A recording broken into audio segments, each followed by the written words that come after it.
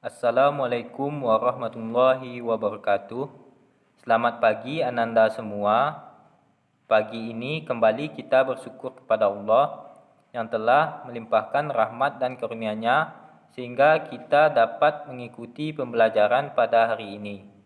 Selawat serta salam tak lupa kita hadiahkan buat Nabi Muhammad SAW yang telah berjuang dan memberi nikmat, dan dengan nikmat beliaulah kita dapat merasakan pendidikan pada sekarang ini. Nah, sebelum memulai pembelajaran, alangkah baiknya kita berdoa terlebih dahulu. Berdoa mulai. Selanjutnya, Bapak sudah mengirimkan link absen di Google Classroom. Silakan Ananda isi dan Bapak harapkan Ananda semua tetap semangat dalam pembelajaran walaupun pembelajaran kita masih daring. Nah, ada yang masih ingat materi minggu lalu? Ya, bagus. Materi minggu lalu yaitu zina dan LGBT. Jadi, materi hari ini tentang ilmu mawaris. Sebelum Bapak menyampaikan materi, Bapak akan menjelaskan tujuan pembelajaran kita.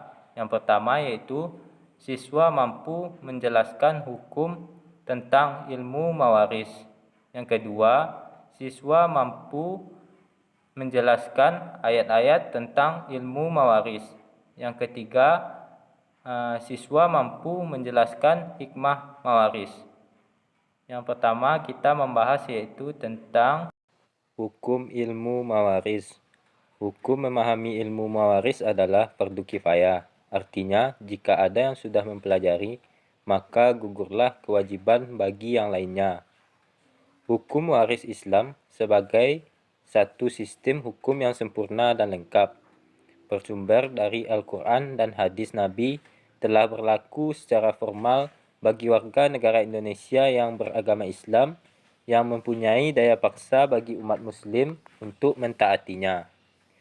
Keberlakuan hukum waris Islam sebagaimana prinsip-prinsip hukum waris itu sendiri, yakni berlaku ta'abudi, artinya suatu perintah atau aturan yang harus dilakukan kalangan umat muslim. Ayat yang terkait tentang ilmu mawaris terdapat dalam Quran surat An-Nisa ayat 11 dan 12. Terjemahan dari ayat 11 adalah Allah mensyariatkan bagimu tentang pembagian pusaka untuk anak-anakmu, yaitu bagian seorang anak lelaki sama dengan bagian dua orang anak perempuan. Dan jika anak itu semuanya perempuan lebih dari dua, maka bagi mereka 2/3 dari harta yang ditinggalkan. Jika anak perempuan itu seorang saja, maka ia memperoleh separuh harta. Dan untuk dua orang ibu bapa, bagi masing-masingnya 1/6 dari harta yang ditinggalkan jika yang meninggal itu mempunyai anak. Jika orang yang meninggal tidak mempunyai anak dan ia diwarisi oleh ibu bapanya saja, maka ibunya mendapatkan 1/3. Jika yang meninggal itu mempunyai beberapa saudara, maka ibunya mendapat 1/6.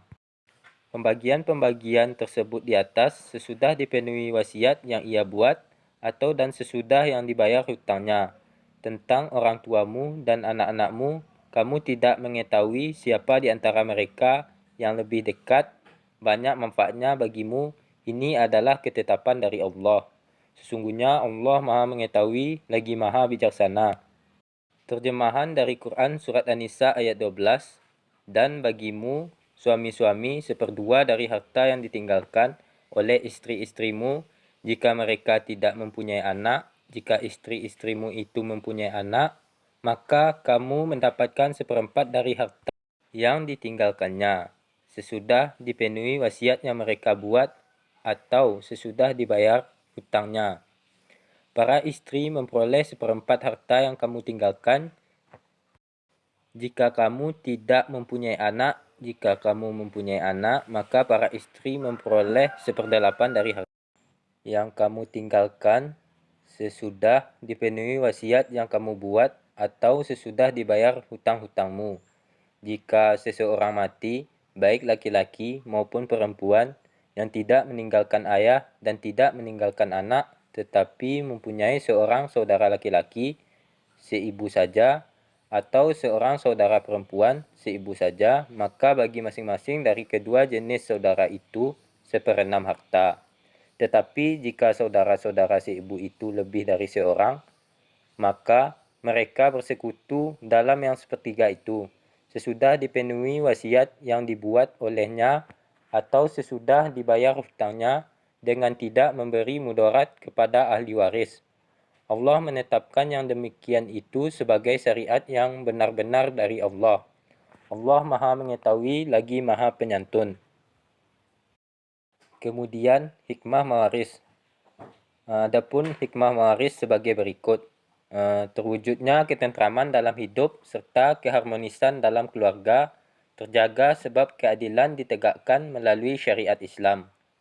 Selanjutnya, mencegah muncul konflik dan pertikaian di antara ahli waris, di mana menghindari pertikaian yang ada pada ahli waris tersebut. Selanjutnya, menjalankan ketetapan dari Allah sehingga mendapat berkah kebaikan dari pembagian harta warisan tersebut. Kemudian, mewaris ini berdasarkan pada syariat Allah Subhanahu wa taala, merupakan salah satu bentuk ketaatan dan kepatuhan kita kepada Allah dan menambah ketakwaan kepada Allah Subhanahu wa taala. Mungkin hanya itu penjelasan materi pembelajaran kita. Apakah ada yang ingin ditanyakan? Jika tidak, Bapak akan menyimpulkan pembelajaran kita pada hari ini. Hukum memahami ilmu mawaris yaitu fardu kifayah, di mana dalam ilmu mawaris ini adalah suatu hukum yang sempurna berlandaskan Al-Quran dan hadis Nabi telah berlaku secara formal bagi umat muslim dan beragama Islam untuk mentaatinya. Kemudian, ayat tentang ilmu mawaris terdapat dalam Quran surat An-Nisa ayat 11 dan 12. Nanti Ananda bisa ulang di rumah ayat tersebut dan dipahami terjemahan dari ayat tersebut. Kemudian, hikmah dari mawaris, di mana hikmah mawaris ini terjaga ketentraman dan keharmonisan dalam keluarga serta tegaknya keadilan. Selanjutnya, mencegah pertikaian dan konflik di antara waris.